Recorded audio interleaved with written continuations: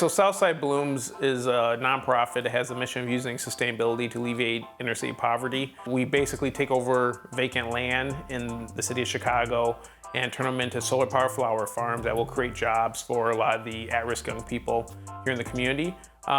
We have 5 farms in Chicago. We also have a farm in Gary, Indiana, as well as Detroit. And we have our main commercial space, our flower shop, here in the Inglewood neighborhood. When we first started talking about the idea of growing flowers on the south side, I mean, we definitely had a lot of people who were like, why would you do that? Because it's a food desert here.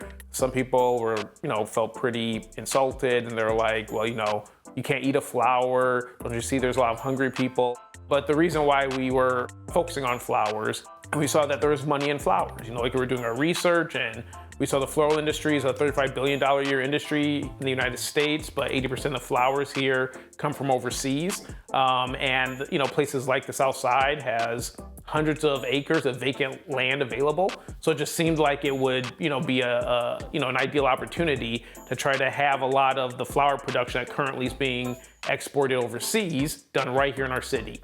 And then, that hopefully we can take a big chunk of that $35 billion, once we hit scale, and the South Side and the West Side and other inner cities across the United States looks a lot different. The easiest way to think of Southside Blooms is as a vertically integrated farm, florist, delivery business.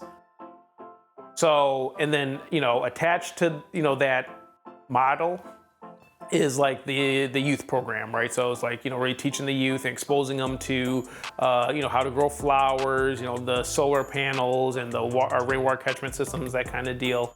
Then the apprenticeship program where they're like being trained. And then of course, the full long-term employment where they're actually hired by us and they're working with us. Southside Blooms is a true gem to the south side of Chicago, but it wasn't always this way. Southside Blooms began from a place of weariness after Quilen returned from the Peace Corps back in 2009, which led to God completely uprooting him from his comfort zone to exactly where God needed him to be. So I was in the Peace Corps in Thailand for 2 years, and then I came back home. I'm originally from Madison, Wisconsin. And I just remember in October of 2009, I was just came home from work, I was laying in my bed, and I just felt dead on the inside. And I was just look at God, I'll just do anything to be on the front lines of whatever you're doing. I just don't want to feel like this, because even though all my material needs were met, I didn't feel alive at all. God began to start talking to me, I would say late 2010 or early 2011 about Chicago. And he would call Chicago it's my Chicanen. And at the time, I didn't know anybody in Chicago, didn't care about Chicago. I was very, very scared to, make such a big move. And it took a while. It took probably a good 7 to 8 months, because I didn't actually pack up everything and leave until July 1st of 2011. And at that point, pretty much quit my job. I only had a few $100s to my name, packed up my 1997 Jeep Grand Cherokee, and drove on down here. I had my first place here in Chicago was a basement in Oak Park. So it was a flooded basement that, I was staying in. That's all I could really afford. And I had a 1-month lease. And that was really the beginning of my faith journey that kind of led me here. At the time, I didn't really realize how long it was going to be. So, God's kind of talking to me about all these good things. He's talking about hey, so you're Chicanen, it's going to be a land of milk and honey. I'm going to use you to do all these great things.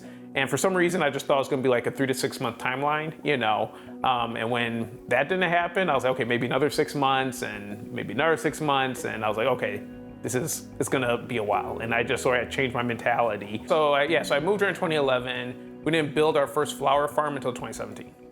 So what's that, 6 years? So yes, it was, it wasn't an immediate thing. One of the first more prophetic acts he had me do was he just told me to come down here, go into a vacant lot and clean it up, and that was it. So I just went to the local Walgreens, got myself some trash bags and started picking up trash, And it was interesting because as I was picking up trash, the first people who came to help were little kids, right? So they'll come oh, hey, can I help, blah, blah, blah, and just give them a couple bucks or whatever. And the parents were very appreciative, but they didn't come, they're just kind of watching. And then then like later, like some teenagers would kind of walk by, just kind of like look, because there's a basketball court nearby, and they'd be like, oh, that's kind of weird, just some random dude cleaning up. But they were like intrigued, but they just kept like, going about their business. And then, later that night when I got home, God just kind of spoke to me and was like, this is how you're gonna reach the youth. Like you're gonna go out there, you're gonna do something that people think's crazy, and the first people who are gonna come are gonna be the kids, like the young kids.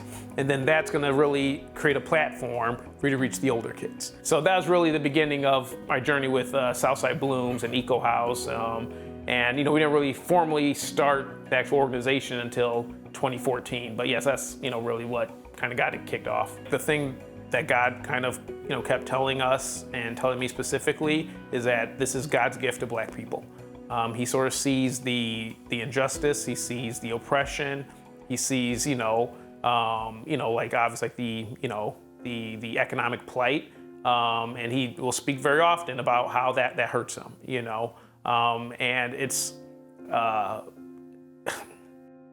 sorry, I didn't expect to get a little emotional, but yeah, sorry, back to what I was saying is, so anyway, like God will speak a lot about like how, like a lot of things he sees here is really near and dear to his heart, and how, it bothers him, and he'll like kind of talk to us about, how like, a lot of times people think that, oh, this is a God-forsaken place, and then people blame him for the things that are going on here.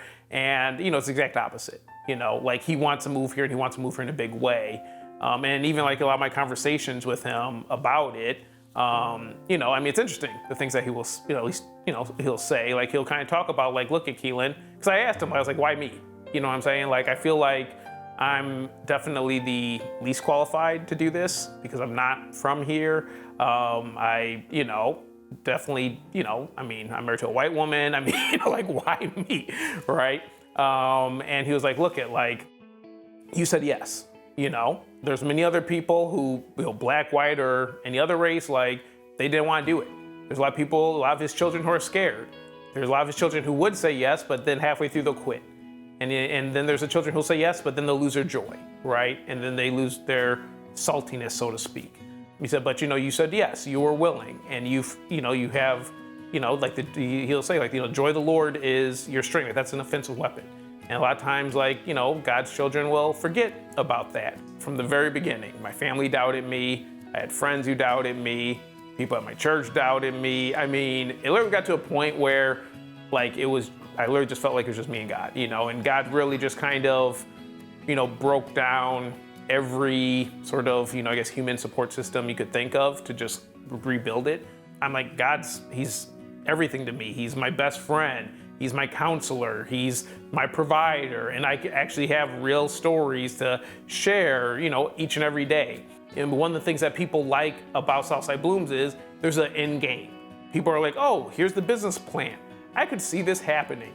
I could see a place like the South Side of Chicago totally being transformed into, this floral industry in the next 10 years. Where before people are like, oh, well, I don't know, man. It's always been like this. It's always gonna be like this. Well, what's the point, right? So we need to really stop this escapism mindset. You know what I mean? Where like we think that in order to be successful, you have to escape your community. Like, oh, you have to go to like a college, outside of, your hometown, or you need to go work this job that's not in the inner city because, that's where all the money is. That's where success is. You got to move on up to the east side, right? And that's not God's way. Like God's way is to invest where you are at and allowing him to unleash the provision there.